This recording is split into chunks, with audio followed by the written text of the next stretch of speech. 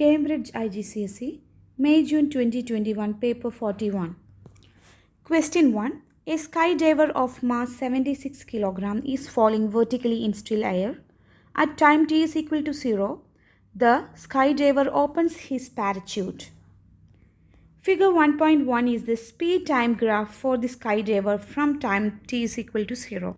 So in this question, we are provided with a speed-time graph of a skydiver after he opens his parachute. Part A. Using figure 1.1, determine the deceleration of the skydiver immediately after the parachute opens. So here we need to calculate deceleration immediately after the parachute opens. So we are provided with a speed time graph and we need to calculate deceleration or acceleration. We just need to calculate its gradient. It's because from a speed time graph, in order to calculate its acceleration, we just need to find out the gradient of the graph. This is very important. So here, in order to calculate acceleration or deceleration, we just need to calculate the gradient, and the time is mentioned immediately after parachute opens. That means we just need to find the gradient of this initial section. For that, we can draw a straight line. So this blue line, which I have drawn here, we can find the gradient. So in order to do that, I am just drawing as a triangle, so it will be more easy.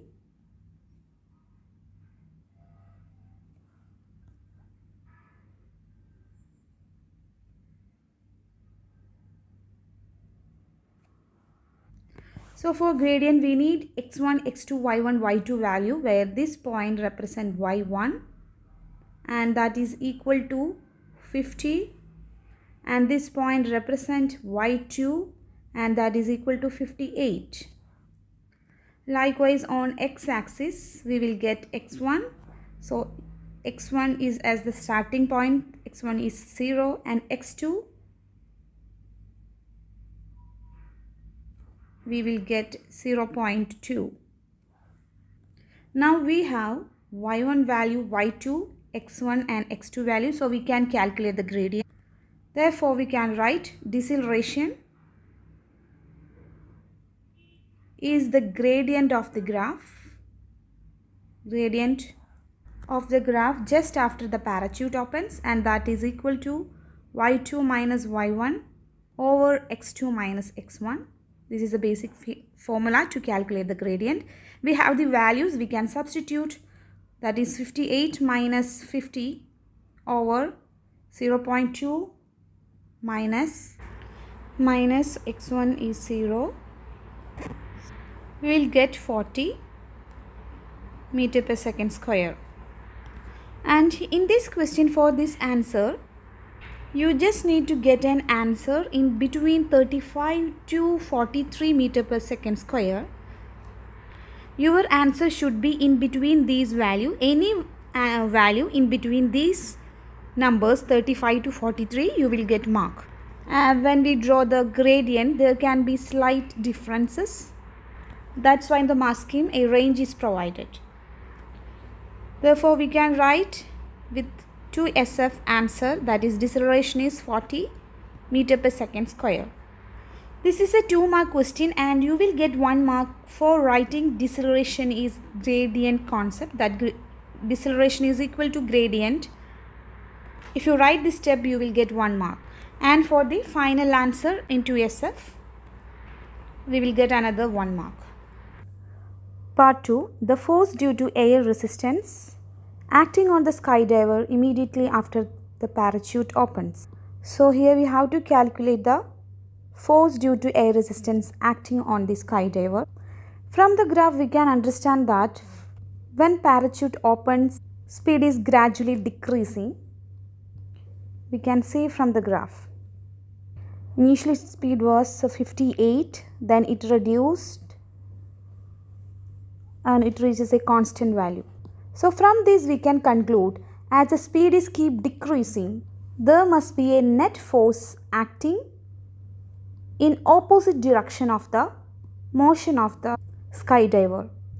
That means we can see what are the forces acting on the skydiver once he opened the parachute. One force is weight, which will act downwards, that is mg, and another force is force due to air resistance.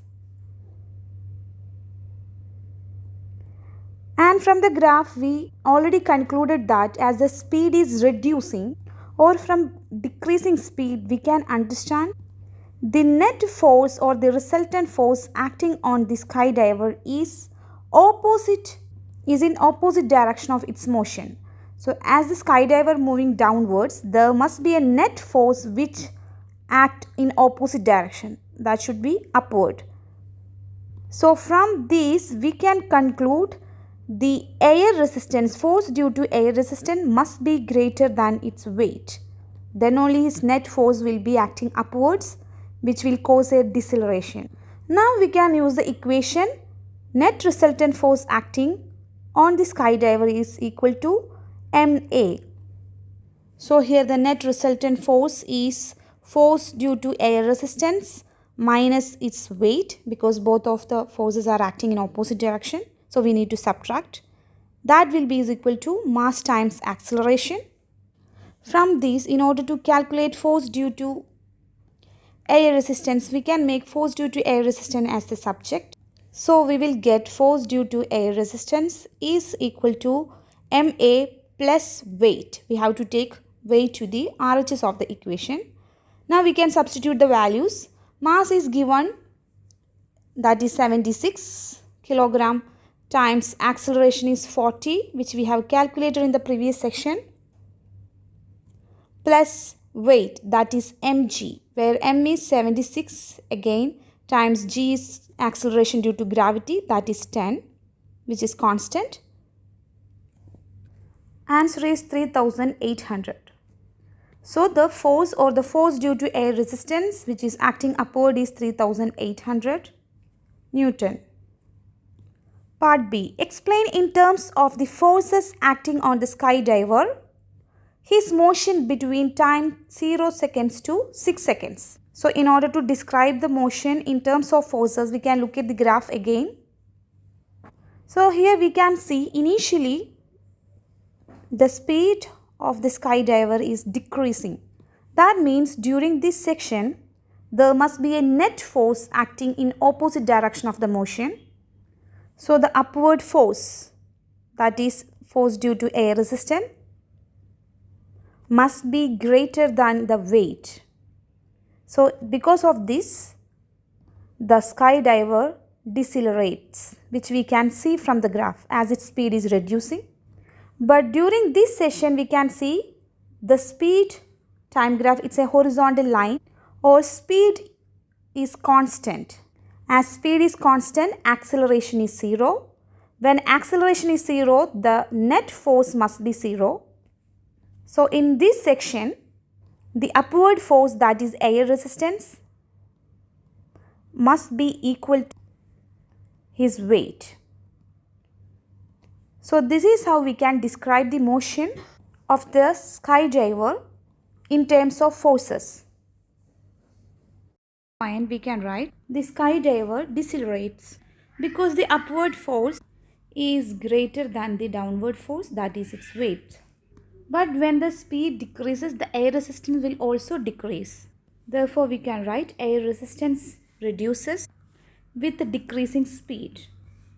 And finally, weight and air resistance will become equal, or upward and downward force will be equal, so the net force will be 0. So we can write finally weight equal air resistance. Therefore, the velocity is constant. At this point, we can say the skydiver reached at his terminal velocity, but we just need to write 3 points since it is 3-mark question. Part C. Explain why opening the parachute cannot reduce the speed of skydiver to 0. In this question, we can mention when the speed of the skydiver is reduces to 0. So when the speed is 0, the force due to air resistance will be 0, because we know that air resistance is directly depending upon the speed. So when speed is 0, definitely there won't be any air resistance. In this case, there is no air resistance, but the weight will be still there on the skydiver. So the weight will be acting downwards. In this case, because of this, there will be a net force acting in the same direction of weight. So he won't reach to terminal velocity, or it won't be balancing. We can write at 0 speed there is no air resistance, but the weight is still acting in the downward direction. So these 2 points are enough since it is a 2-mark question. Question number 2. Figure 2.1 shows a wooden trolley of mass 1.2 kg at rest on the rough surface of a bench. A mass of 0.52 gram travels horizontally towards the trolley. The ball embeds itself in the wood of the trolley. The trolley moves with an initial speed 0.065 meter per second. Here in this question, there is a wooden trolley and its mass is given, that is 1.2 kilogram, and initially it's at rest. That means the initial velocity u1 of the trolley is 0. When a ball which embeds with the trolley starts to move with a velocity 0.065 meter per second. So the final velocity of the trolley is 0.065 meter per second. In part A, we need to calculate the impulse exerted on the trolley. So impulse is force times time. So here we can use the equation. Force is rate of change of momentum, that is delta P over time. Therefore, from this we can write, when I am taking the force to the LHS, we will get force times time is change in momentum. So we can use this equation here in order to calculate impulse. So I am writing the equation again, that is force into time is change in momentum, where we have already seen force into time is impulse. So this is what we need to calculate. So the same equation, even I can write impulse is equal to change in momentum, that is final momentum, that mv1 minus initial momentum mu1, as the equation of momentum is mass into velocity. We can write, then we can substitute the values. Mass is 1.2 kilogram. I am taking mass common, so final velocity minus initial velocity. Final velocity 0.065 minus initial velocity 0, as the trolley is initially at rest. Sorry, here the final speed is 0.065 and the answer is 0.078. So here we can write 0.078. Unit of impulse is Newton second. Part 2, the speed of the ball as it hits the trolley. Here, in order to calculate the speed of the ball as it hits the trolley, that is the final velocity of the ball, we have to calculate. We use the concept of the total momentum before collision must be equal to the total momentum after collision. So first we can write the total momentum of the ball and trolley before collision will be equal to the total momentum of the ball and trolley after collision. Let the initial momentum or initial velocity of the trolley we can represent by ut, and initial velocity of the ball ub, and final velocity of the trolley vt, and final velocity of the ball we can represent it with vb. So here ut, that is the initial velocity of the trolley, is 0 because it's mentioned initially the trolley was resting, and initial velocity of the ball, which is also given, that value is not given. This is what we need to calculate, but the final velocity of the trolley and final velocity of the ball will same. It's because in questions mentioned when the ball hits the trolley, the ball embeds itself in the wood. That means both will stick together and move together. So the trolley and the ball will have the same speed, and the speed of the trolley after the collision is given, that is 0.065, and the speed of the ball also after collision will be same, 0.65, since they both stuck together. Now we can write the equation, that is the total momentum of the ball and trolley before collision will be the momentum, initial momentum of the trolley, that is mass of trolley times initial velocity of trolley, plus the initial momentum of ball, that is mass of ball times initial velocity of the ball. This is what we need to calculate.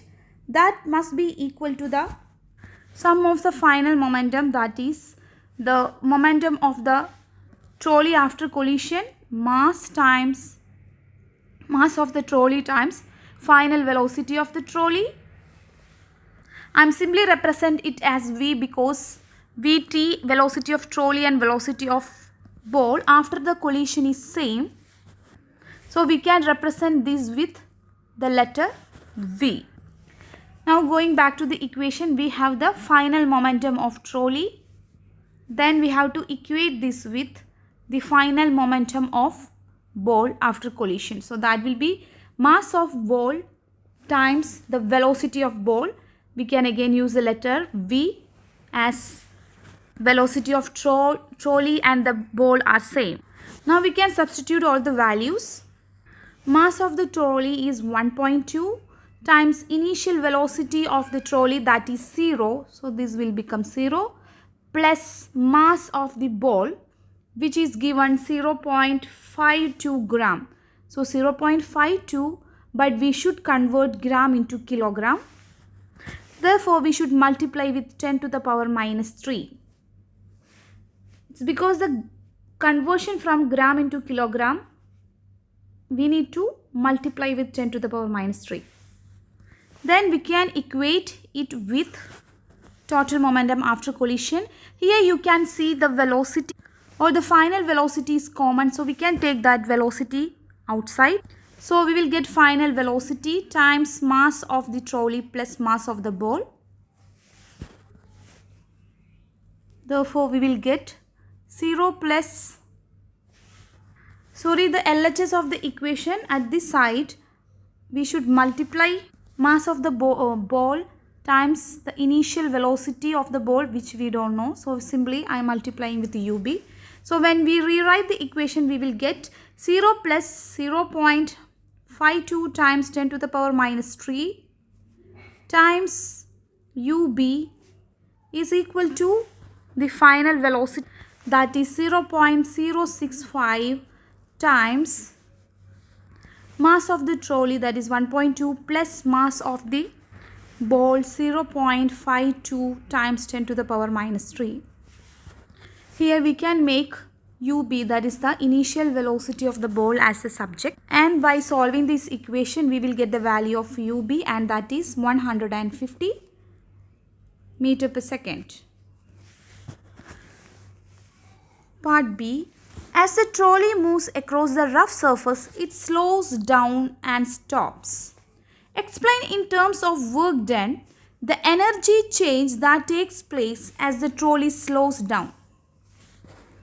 So here, as the surface is rough, in order to move the trolley forward against the friction, the trolley must consume some energy in order to oppose the frictional force. Or we can say the trolley must do some work must done against the friction.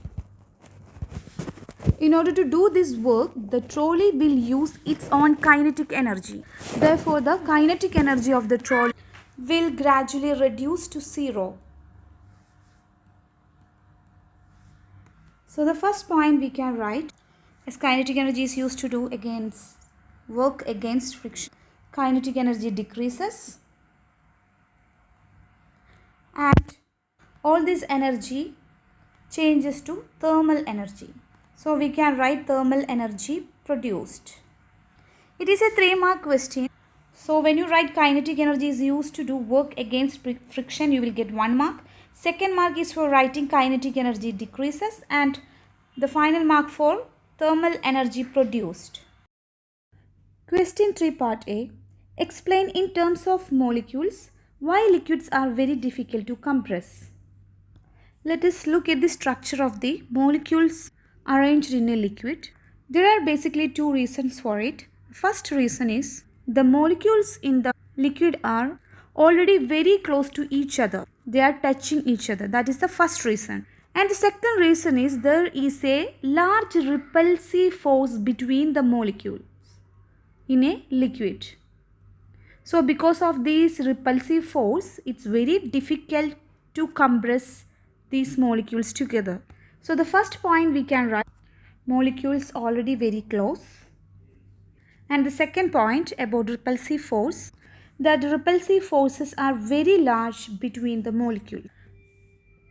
Part B, figure 3.1 shows a device that uses liquid pressure to lift heavy boxes. The boxes are lifted by pumping oil into the cylinder. The force upwards on the piston is due to the oil and the force downwards on the piston due to the air above the piston. Combined two produces a constant force of 8,800 Newton. So because of oil, there is a upward force acting on the piston. So from the figure we can understand an upward force acting on the piston due to the oil, and due to the air above the piston there is a downward force acting on the piston. So there is a downward force also acting on the piston due to air, and upward force is due to oil. These two forces combine to produce a constant force 8,000 Newton, or when we combine these two forces there is a net resultant force that is 8,800 Newton. So here we know that this device is used to lift the heavy boxes so that the net force on the piston must be acting upward. So we should have a net resultant force. That value is given, that is 8,800 Newton. And we know that on the piston there are two forces acting. One is the force due to oil that is acting upwards, and the other one is the force due to air. So the net resultant force is the difference of these two forces. So we can write force due to oil minus force due to air is the net force, and that 8,800 Newton. The pressure of the air is 1 into 10 to the power 5 Pascal, and the cross-sectional area of the bottom surface of the piston is 0.016 meter square. Calculate the pressure of the oil at the bottom surface of the piston. So here we have to calculate the pressure of the oil at the bottom surface of the piston. So what is the upward pressure acting? This is what we need to calculate, or pressure due to oil. So that's what we have to calculate, pressure due to oil. But the pressure due to air, which is acting downwards, and pressure due to oil, which is acting upwards, and the net pressure is also acting upwards. So from the figure 3.1 we can write down net pressure on the piston is equal to the pressure difference on the piston, that is the pressure due to oil minus pressure due to air. From this, in order to calculate the pressure due to oil, we can make pressure due to oil at the LHS of the equation. So we will get pressure due to oil is equal to the net pressure plus pressure due to air. So pressure due to oil is the net pressure will be, we can use the equation of pressure, that is force over area. So the net pressure will be net force over area of the piston plus pressure of air. Now we can substitute the values. The force, net force which is acting upward is given, that is 8,800 Newton, over area of cross section of the piston is 0.016 plus pressure of the air. Pressure of the air is given, that is 1 times 10 to the power 5. And the answer is 6.5 times 10 to the power 5.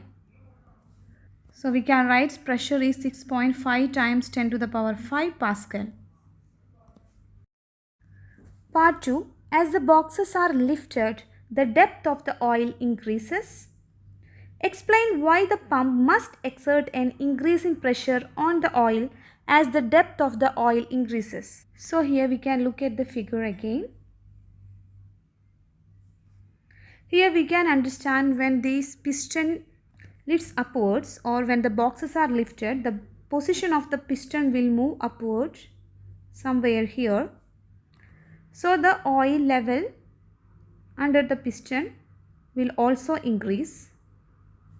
At this stage, more pressure should exert from the pump on the oil in order to lift the piston upward.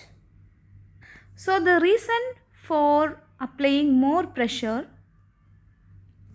by the pump to the oil is when the depth of the oil increases, when the height or depth increases, the number of molecules inside the oil will also increase, so that the pressure of oil also increase.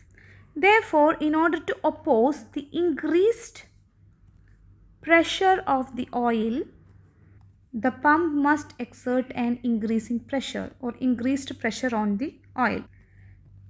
So here we can write, the pressure in the liquid increases as depth increases. Therefore, to oppose this increased pressure of the oil, there must be, or the pump must exert an increasing pressure. Part 3. Suggest one reason why the force of 8,800 Newton in B cannot lift boxes of weight 8,800 Newton. So we can go back to the picture again. Here we have seen that there is a net force acting. It's given in the question that there is a net force acting on the piston, and that is 8,800 Newton.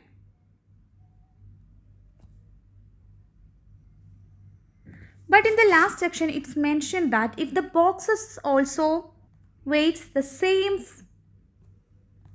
8,800 Newton,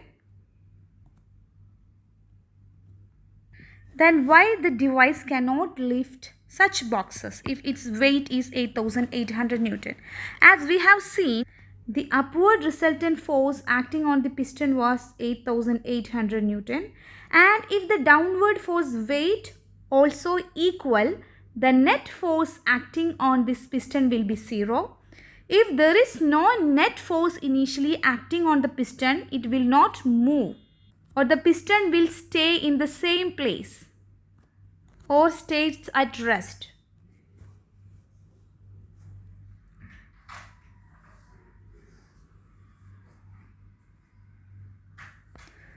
So if we want to lift the box with a weight 8,800 Newton, the net force must be greater than 8,800 Newton. So here we can write initial force has to be greater than 8,800 Newton to start the motion. Or we can write down the upward force balances the weight.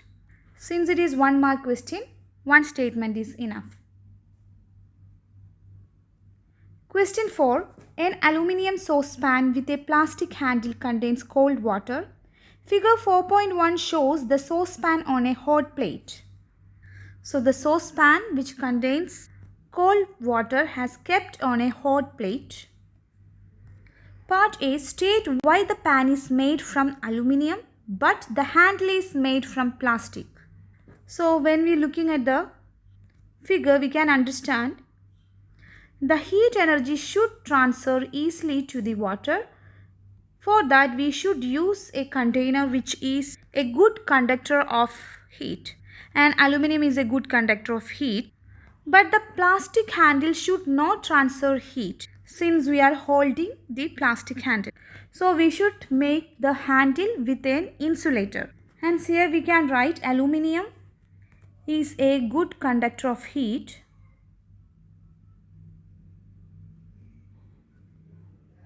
and plastic is a poor conductor of heat. Part B. The hot plate is switched on, and as the temperature of the water increases, the internal energy of the water increases. State in terms of molecules what is meant by increase in internal energy. So in the question itself, it's mentioned that the temperature of the water increases, the thermal energy of the water increases. So here, when the temperature increases, the molecules will gain more energy. So they will start to move faster. Therefore, the kinetic energy of the molecule will increase. Because of this, the internal energy will increase. Since it is 1 mark question, we can write. So kinetic energy of the molecule increase is enough to score 1 mark. Part 2. Explain in terms of atomic lattice and electrons how thermal energy is transferred through the aluminium. In this question, we need to explain how thermal energy is transferred in solids in terms of atomic lattice and electrons. So, when the thermal energy or heat is supplied to the aluminium, or here in this particular question we have a hot plate. So, the atoms touching the hot plate vibrate faster. It's because these atoms are gaining energy, thermal energy from the hot plate easily. And these atoms pass on this energy or vibration to the neighboring atoms. This is how the heat transfers gradually to the other side of the aluminium. So first point we can write atoms touching the hot plate vibrate faster. The second point, atoms pass on vibration or energy to neighboring atoms. And not only directly through the vibration of the atoms, the heat transfer, there is one more way, that is with the help of free electron. These vibrating atoms, when they gain energy, they pass on this vibration or energy to these free electrons also. So once these electrons gain the energy, electrons move freely to the other side of the metal. We can write atoms pass on vibration or energy not only to the neighboring atoms but to electrons, and these electrons move to the different part of the metal. Part 3. Eventually the water reaches boiling point. Thermal energy from the hot plate is still being transferred to water. Explain in terms of molecules the effect of this thermal energy on the water. Now this keyword is important. The water is boiling, and we need to write the explanation why even though the water is boiling, still it takes energy from the hot plate. So when the water boils, energy supplied by the hot plate is used by the water molecules to escape from the water surface. In order to escape from the water surface, these molecules need to break the bond between the water molecules. The first point we can write, by breaking the bonds between the molecules escape from liquid surface.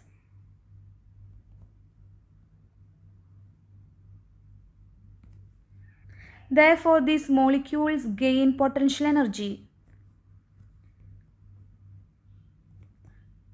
More separation between the molecules, the potential energy of the molecules will be greater. So we can write, as the molecules breaking the bonds, the potential energy of the molecule will increase. Therefore, in order to gain this potential energy, the molecules are using the energy transferred from the hot plate, even though the water reaches a boiling point. Part 4. The mass of water decreases by 0.11 kilogram in 300 seconds. The specific latent heat of vaporization of water is 2.3 times 10 to the power 6 joule per kg. Calculate the rate at which water gains thermal energy.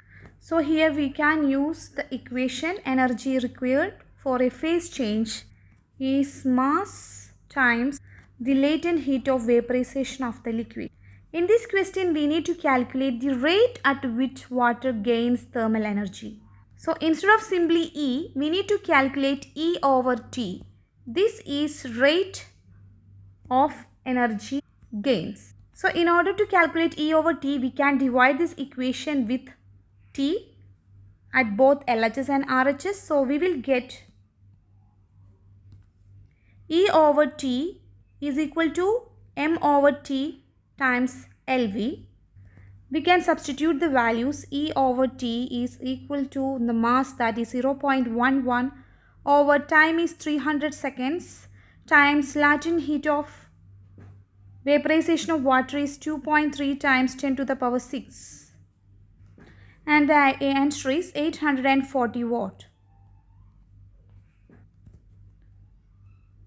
Here we will get the unit watt, since power is energy over time and we have calculated energy over time, that is nothing but power. So we can write the unit of power with the answer. Figure 5.1 shows the structure of a liquid in glass thermometer. The bulb of the thermometer is placed into a beaker of warm water. As the liquid expands, it moves along the tube. Part A. Explain in terms of molecules why a liquid expands when heated. When heated, the kinetic energy of the molecules inside the liquid, or the kinetic energy of the molecules of the liquid, increases. Because of this, the speed of the molecule increases. So the speed will increase, which will cause all the molecules to push each other away. Therefore, the molecules move apart. This is the reason when the liquid heated, it expands. The first point we should write, molecules gain kinetic energy. Therefore, molecules move further apart. Since it is 2 mark questions, 2 points are enough. Part B. Explain in terms of molecule why a liquid expands more than a solid when heated. In order to answer this question, we can look at the behavior of molecules in a liquid. In a liquid, the forces between the molecules, or the forces of attraction between the molecules, are weaker comparing to a solid. So it's easily to separate the molecules away. So that is the first point we can write, that forces between liquid molecules weaker than solids. Because of this, only less energy required to separate the molecules. Since it is a 2 mark question, 2 points are enough. Part C. A second thermometer has a larger bulb that contains more of the same liquid than the thermometer shown in figure 5.1. It has a different scale. In every other way, it is identical.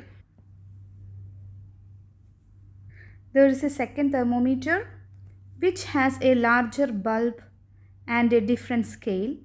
Everything else is same as the first thermometer. Part 1. Explain how the sensitivity of the second thermometer compares with the sensitivity of the thermometer in figure 5.1.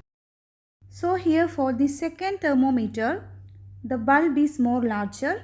In that case, the sensitivity will be greater. One important relation between the bulb size and the sensitivity is, greater the bulb, the greater the sensitivity.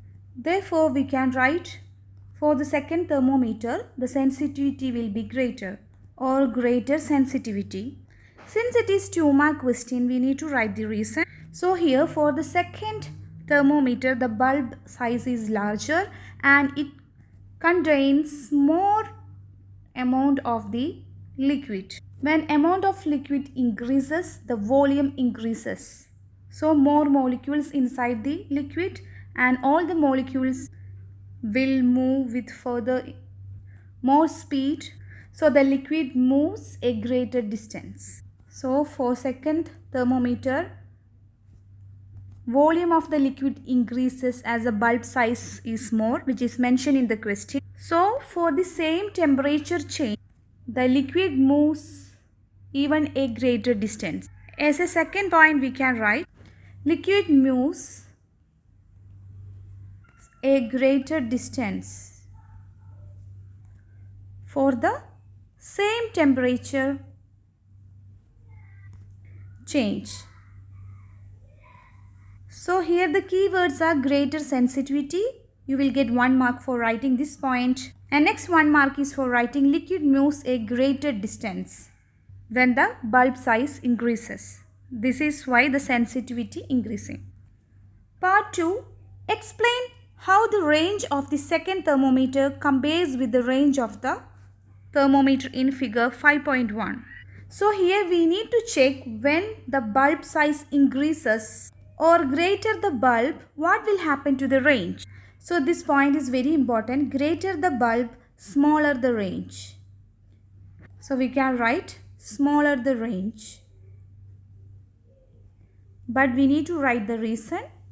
For the second thermometer, as it contains more liquid, since the bulb size is greater, the liquid will expand more. But the length of the tube is not increased in the second thermometer. It remains same as the first thermometer. So expands more and the tube of same length. Question D part 1. State one everyday problem that is a result of thermal expansion. One problem of thermal expansion is bridges buckle. As you can see in the figure, when the temperature increases, the bridge will expand so that it will buckle. So that is one of the disadvantage of thermal expansion. Therefore, we can write bridges buckle in hot weather. Part 2. Suggest and explain one way of solving this problem. So here, in order to solve this buckling of bridges in hot weather is allow gaps at the end of the bridges. Since it is 2 mark question, we need to add more detail. So we can write when bridge expands, the gaps close.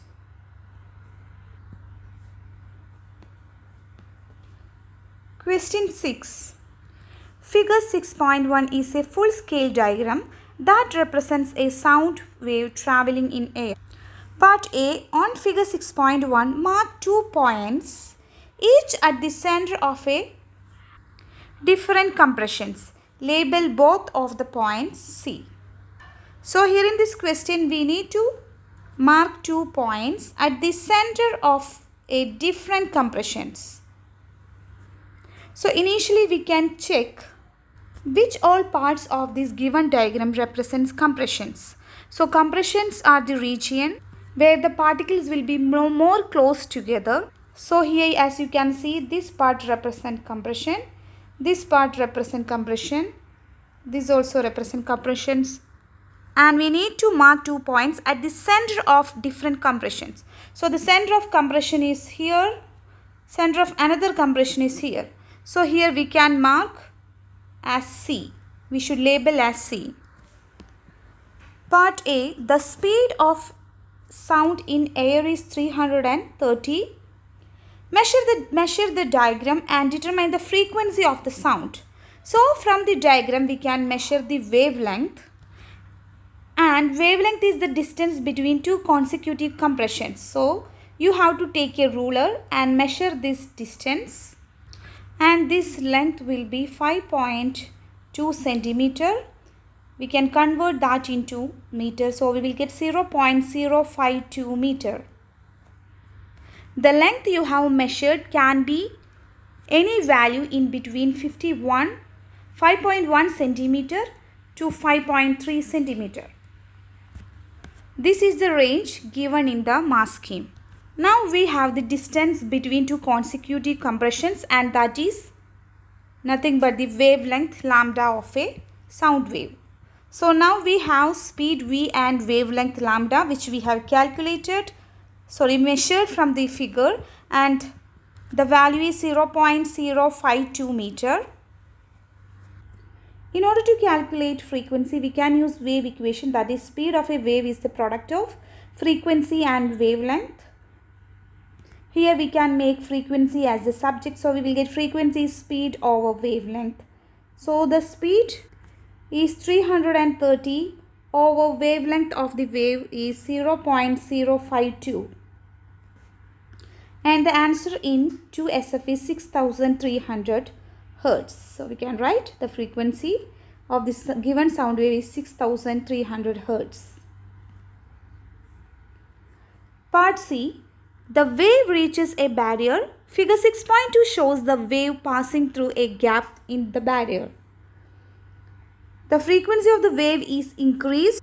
So the frequency of the wave is increased here to a value many times greater than the value obtained in B.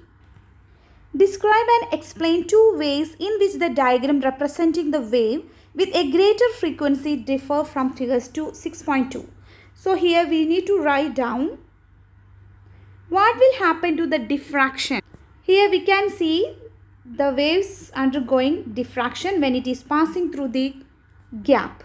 But when the frequency of this wave increased, what will happen to this figure? Will the diffraction be same or it will be greater or lesser?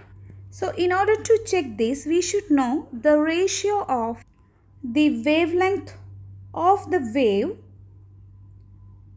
over the gap width. If this ratio is greater, then the observed diffraction also will be greater. So we can write greater the diffraction. So this relation is very important, that you should know the ratio of the wavelength of the wave to the gap width. If it is greater, the diffraction also will be greater. Now we can check what will happen to this ratio when the frequency increased. So when frequency increased, the wavelength will decrease. For a constant speed, they are inversely proportional. Now when wavelength decrease, look at the ratio. So the wavelength is at the numerator, and when wavelength decrease, the whole ratio will decrease, so that the diffraction will be not greater but it will be lesser. So that is the one point we can write down, which is about the diffraction, and we have already seen there will be less diffraction, and we can write the reason: less refraction because of smaller wavelength, or the ratio wavelength over gap width smaller. Instead of writing smaller wavelength, you can even write because of the ratio wavelength of the wave over the gap width is less. You just need to write one of the reason, because here for 2 points total only 3 marks you are going to get. Now about the second change that will happen to this figure when the frequency increases is, we have already seen when frequency increases, wavelength will decrease. And in first part, we have seen that wavelength is the distance between two consecutive compressions. So when we look at this figure, the distance from first compression to second compression, this length represents lambda, but here we have seen as the frequency increases, lambda will decrease, so that in the new figure the distance between the compressions will reduce. So we can see more compressions, as this spacing has to be less than this, or we can write compressions and rarefactions will be closer. So for point 2, we can write compressions and rarefactions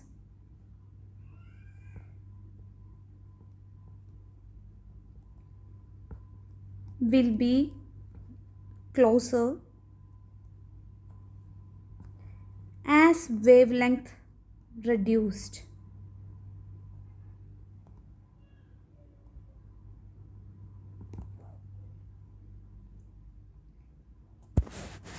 Question 7. Figure 7.1 represents an alternating current generator. Part A. A student rotates the handle H as shown in figure 7.1. Part 1. On figure 7.2, sketch a graph to show how electromotive force between terminals X and Y varies with time during 2 complete revolutions of the coil. In a generator, we can see there is a permanent magnet between the coil. Therefore, there will be magnetic field lines between north to south pole and directing towards the north pole.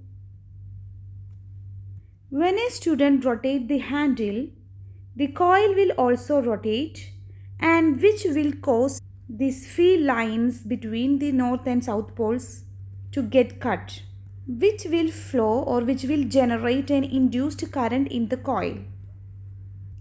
Now in part 1, we need to plot a graph how the EMF and the time changes.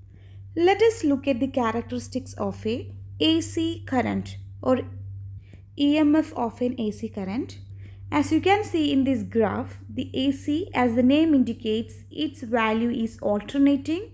So in first half cycle, if it is having a positive value, in the second half cycle it will have a negative value, and the value at each time will be different. At some point the voltage and the current will be 0, and at particular point the voltage will be maximum, and these values are depending on the position of the coil. As you can see in the picture, when the coil is vertical between the poles, the coil cuts less number of field lines. It's because I will just draw the magnetic field lines. The field lines are moving like this. If we keep north pole here and south pole here of a permanent magnet, the field lines will be directing towards north to south, as we can see. When the coil rotates and the position is like this, you can see the coil and the field lines are parallel in this case. At the moment when the coil rotates in this direction vertically, if the position of the coil is vertically as shown here, when it rotates at this moment, it cuts 0 field lines because the field lines and the rotation both are parallel to each other. Therefore, the number of cutting is 0. So the induced current will be 0. But the induced current will be maximum when the coils keeps at these positions. Here you can see when the coils moves upwards or downwards.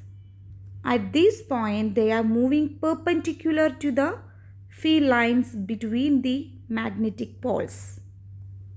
So there will be a maximum current. Therefore, we can understand when the coils are horizontal, at horizontal position, at that moment when they are moving either upward or downward, it cut maximum number of field lines as the same position shown in the given figure 7.1. At this moment when the coil rotates, it's cut maximum number of field lines. So at this position, the induced EMF will be maximum, or we will get a peak in the graph. And when the coil completes half of the revolution, the coil starts to move from up to down. Initially it was down to up, but now next half cycle the coil direction change, it's moving from up to down. So the induced EMF will be in opposite direction. So it will be in negative side. Therefore, this given graph represents one complete revolutions how this induced EMF produced. But in the question it's mentioned to draw the EMF time graph for 2 complete revolutions. Therefore, we need to draw 2 complete waves. So when we plot the graph, initially we need to mark X and Y axis. Here X axis, it should be EMF, and the unit of EMF is volt, and on y-axis we should represent time, and the unit of time should be second. This is the first step we should always do when we draw a graph. Label x and y axis with unit, and you will get 1 mark for this. Next part, we need to sketch the graph for 2 revolutions. So we can start from 0, then the value should be maximum. So this much represent 1 complete revolution. Likewise, we need to include 1 more complete revolution. So we have to repeat the same pattern 1 more time. So we will get a sinusoidal wave. When we sketch the graph, we have to be careful that the time period or time taken for the first revolution should be same as the time taken for the second revolution. This distance should be same. In order to make sure this, you should take a ruler and measure the distance and draw this sketch or draw this graph. And the next important step we have to be careful while drawing the graph is this amplitude or the maximum height for every pulse should be same, or the length should be same. For example, when you are drawing this maximum height, if you are getting 2 centimeter, at every pulse it must be 2 centimeter. So the time period, that is the time taken for 1 complete oscillation, and the amplitude, both must be same for both the cycles. So this is the EMF time graph of an AC current. Part 3.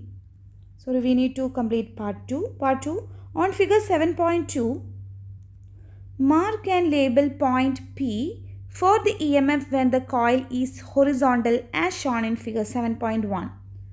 So we can see in the figure, coil's position is horizontal.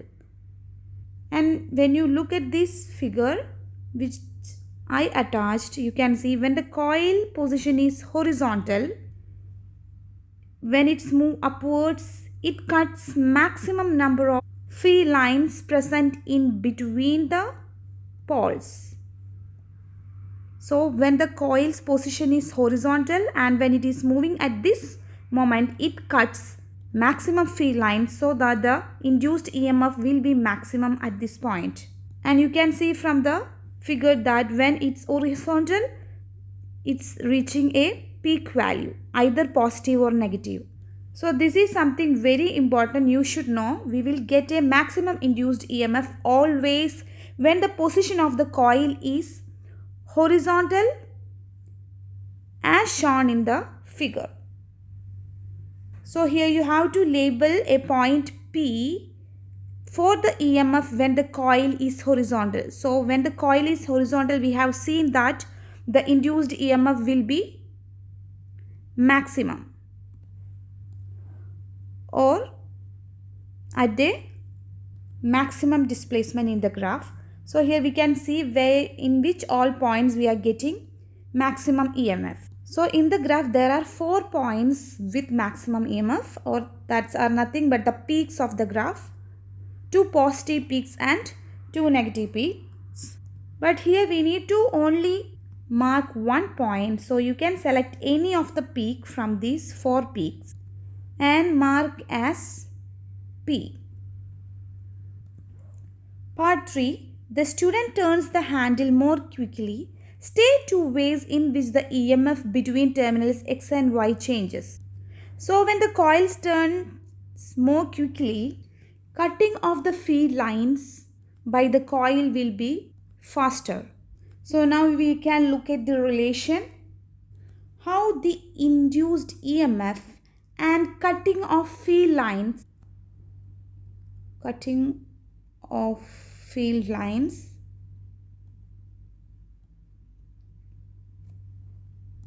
which is represented by delta phi, relates. So the more EMF will produce, or they are directly proportional when the cutting of field lines are more quicker. This is the relation. Or when the rate of cutting of field lines are more, the induced EMF will be more.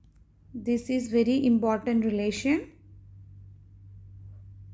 So from this relation we can conclude that quicker the coil rotates, as the rate increases, higher the EMF produced.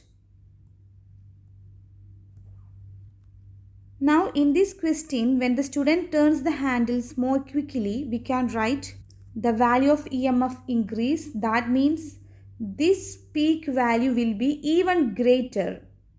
Something like this, because of the higher EMF. Therefore, first point we can write amplitude increases. And when the handles move more quickly, it completes one revolution more quickly. Therefore, we can say EMF changes direction more often. Or in other words, we can say frequency increased. Number of revolutions in 1 second will definitely increase. That means the frequency will increase. You can write any of the point. Part B. Terminal X and Y are connected to the primary coil of the transformer.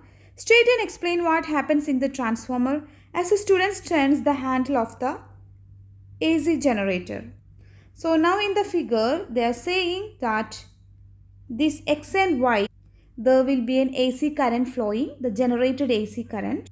When these X and Y terminals are connected to a primary terminal of a transformer. So a transformer will have coils in the primary and will have coils in the secondary. So when we connect X and Y's to a transformer, what will happen? So we need to know that what is the function of a transformer. We have already seen when the coil rotates here, there will be a AC current flow through this wire. So an alternating current will pass through this primary coil, which is generated in the generator when the students rotates the handle. Now we have a current, AC current flowing in the primary coil, which will produce field line around the coil.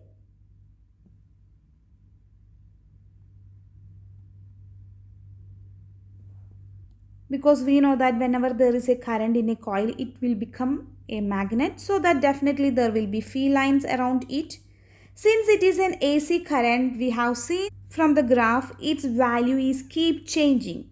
So as the value of the AC current is keep changing, the strength of the magnetic field will also change. So the number of field lines will keep varying. It will become less number of field lines when the AC value is less. Then it will become more number of field lines when the AC value is maximum. So this will keep repeating.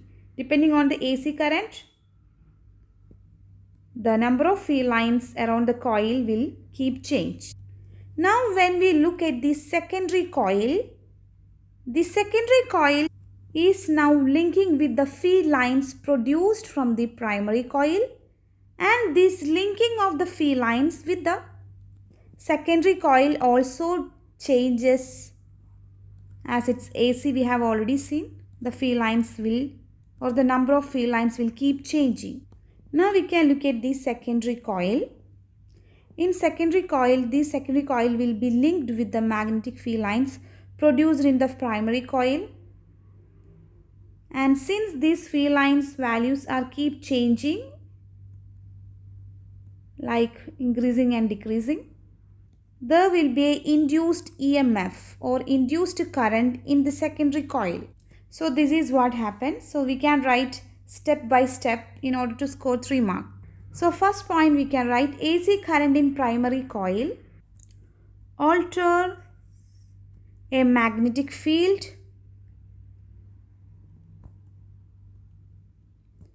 around the primary coil.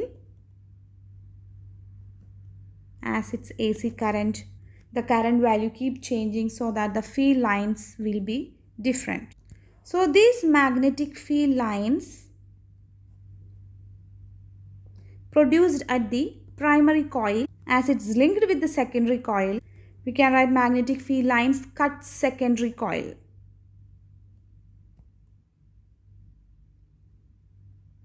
Secondary coil also. So because of this, there will be an induced EMF in the secondary coil. So this is the basic function or working principle of a transformer, and you should include all these points in order to score 3 marks. Part C. Explain why the power losses in transformer cables are lower when electrical energy is transmitted at higher voltage. So if we want to transfer electricity through a very high distance through the cables, so suppose there is AC current are flowing through a cable to transfer the electricity for a long distance. It mentioned that the voltage of this current passing through these lines will be always higher. Why the voltage value is higher? The reason states in the statement is in order to reduce the power loss. The voltage value is increased. So we need to explain how the power loss will get less when the voltage value is increased during the transmission. So here we need to know these cable wires are made with same kind of material, so resistance will be always constant. Resistance of the wire will be always constant because we are using the same metal. Now we can look at the equation of power loss, that is I square R. And here we have already seen the resistance of the wire is constant. So in order to reduce the power lost, we must reduce current. So that is the first point. We can conclude that in order to reduce power loss, I should be less. This is we can conclude from this above equation. So how can we reduce the current? We should reduce the current. So in order to reduce current, we can again check the equation. Power is voltage times current, and if we want to reduce current, we should increase the voltage for a constant power. Or if you want to maintain the power, we understood the current value should less, or in order to reduce the power loss, I value should be less. We can gain a less current value only by increasing the voltage. We can understand that from this relation. Therefore, we can write smaller the current or smaller current passing through these conducting wires will result less thermal energy loss.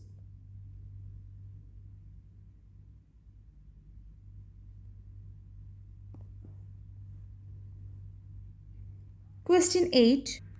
A student sets up a circuit that includes a 12-volt battery, an 800 ohm resistor, a voltmeter, a thermistor. Figure 8.1 is an incomplete circuit diagram because of the symbol for the thermistor is missing. The thermistor is connected between the terminals P and Q. Part A. Complete figure 8.1 by drawing the symbol for a thermistor between the terminals P and Q. So we need to draw a thermistor, and thermistor symbol is almost same like a resistor, but additionally we have to add the symbol. So this is the symbol of a thermistor.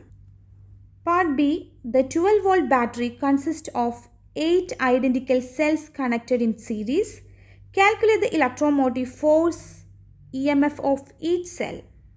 So the battery consists of 8 cells in series. So we have 8 cells. This is 1, 2, 3, 4, 8 such cells together make this battery of 12 volt. So what will be the EMF of a single cell? It's very easy. The EMF will be the total voltage over the number of cells. Then we will get 1.5 volt. So the EMF of a single cell will be 1.5 volt. Part C, the reading on the voltmeter is 8 volt. Determine the resistance of the thermistor. So the voltage across the thermistor we can get from the voltmeter, as the voltmeter kept parallel to the thermistor. As we can see, the voltmeter kept parallel to the thermistor. So the voltmeter will show the potential difference across the thermistor and it's 8 volt. So the voltage is 8 volt. And we need to calculate what is the resistance of this thermistor.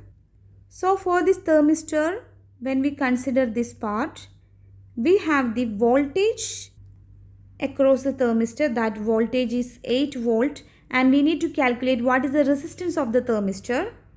So we can use Ohm's law, that is V is equal to IR relation, to calculate the resistance. But in order to use this equation, we need to calculate current first. So by concentrating at 800 ohm resistor, we can calculate the current in the circuit. So for that, first we can check what will be the voltage across 800 ohm resistor.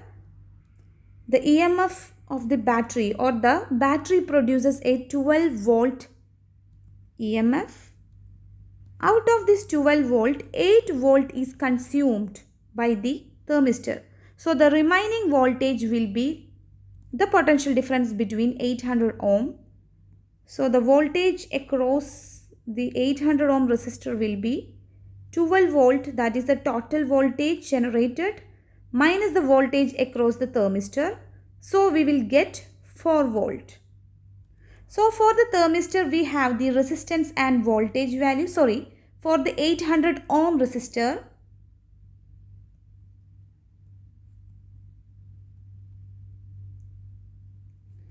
we have the resistance value and the voltage value, so that we can calculate what is the current flowing through this resistor I. So first we can do that, and the current. So for resistor 800 ohm, resistor is 800, voltage is 4 volt, which we have just calculated. So the current I will be V over R. We can substitute the values. So V is 4 over R 800 ohm. And the answer is 0.0050 ampere current. So from this we can understand there is a current of 0.0050 ampere is flowing through the 800 ohm resistor, and the same current will be flowing through the thermistor. There won't be no current flowing through the voltmeter because voltmeter resistance will be always high. So all the currents will be flowing through the thermistor. So we have the same current value which we have calculated for the 800 ohm resistor. The same current will be passing through the thermistor. So the current across the thermistor is 0.050 ampere. Now by looking only at the thermistor, we have the current passing through the thermistor and the voltage across the thermistor. Therefore we can calculate the resistance. So for thermistor, we have the current that will be the same value of current flowing through the resistor, that is 0.0050 ampere, and the voltage is already given in the question, that is 8 volt. So we can calculate resistance, that is voltage over current. Here 8 over 0.0050, and the answer is 1600 ohm. Part 2. A few hours later, the student notices that The reading on the voltmeter is greater. Explain what can be deduced from this observation. So we can go back to the figure. So after some time, the voltage across the thermistor, initially it was 8 volt. Now it has increased. How is that possible? So here the first point we should understand that when the voltage has increased from 8 volt to something greater value, the voltage drop across the thermistor has increased. It's only because the resistance value of the thermistor must have increased. Then only it will consume more voltage. So then only the voltage drop will be greater. So the first point we should understand when the voltage across the thermistor increased is that when the voltage increases or voltage drop increases, the resistance must also increase, because too much resistance means it will consume too much energy.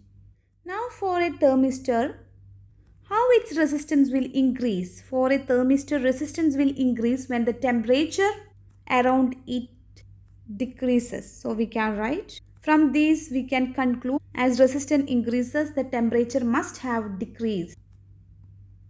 So these are the points we can write in order to get 3 marks. That is, when the voltmeter reading is great, we can conclude that first of all there must be a larger voltage across thermistor, because we have kept the voltmeter across thermistor. When the voltage drop more, we can conclude that the resistance of the thermistor must have increased, or we can write resistance of the thermistor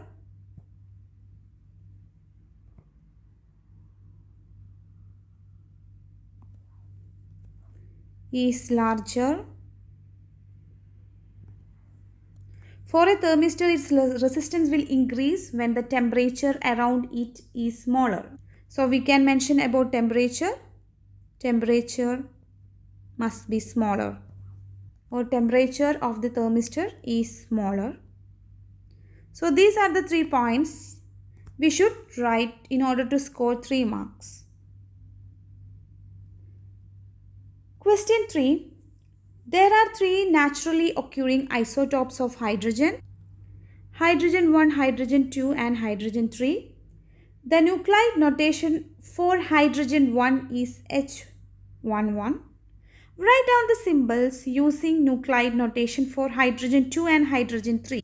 So since these 3 hydrogens are of same element, the atomic number will be same, so the atomic number will remain as 1, but the mass number will be different.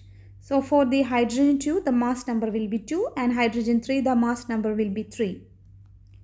Part B. In a fusion reactor, a nucleus of hydrogen 2 and a nucleus of hydrogen 3 undergoes fusion. State what is meant by nuclear fusion. So, as the name indicates, fusion is the process of fusing 2 nucleus or nuclei, or we can say joining together of 2 hydrogen nuclei. And when these 2 hydrogen nuclei join together, the resultant nucleus will be a bigger one.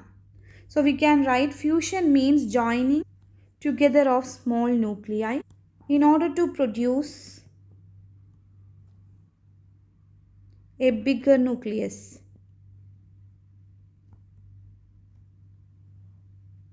So these 2 points are enough to score 2 marks. Here the keywords are joining of 2 small nuclei to produce a bigger nucleus. Part 2. The fusion reaction produces a free neutron and one other particle. Write down using nuclide notation the equation that represents this reaction. So in this reaction, it's already mentioned in part B that the nucleus of hydrogen 2 and hydrogen 3 undergoes or fuse together. So we can write the LHS, that the hydrogen 2 combine or fuse with hydrogen 3 and it produces a free neutron. So the neutron is a result of this fusion reaction. So we can write the neutron at the RHS. So we will get one neutron will be produced. And what will be the remaining particle? So we can check the LHS and RHS. First we can concentrate at the mass number. The total mass number at the LHS is 1 plus 1, 2. So in order to balance this, at RHS also it must be 2. But neutron contributes 0 atomic number. So we will have another element here with an atomic number 2 total. Now this atomic number at both LHS and RHS balances. Likewise, we can look at the mass number. The mass number at the LHS is 2 plus 3, that is 5. So at RHS, neutron contributes 1. Then out of 5, the remaining will be 4. Now we can see the total mass number at RHS is 5 and LHS is also 5. Therefore, by looking at the atomic and mass number, we can understand it must be an helium nucleus, because helium nucleus is having an atomic number of 2 and mass number of 4. Part C, nuclear fusion in the sun is the source of most but not all the resources that are used to generate electrical energy on Earth. State 2 resources for which nuclear fusion is the sun is not the source.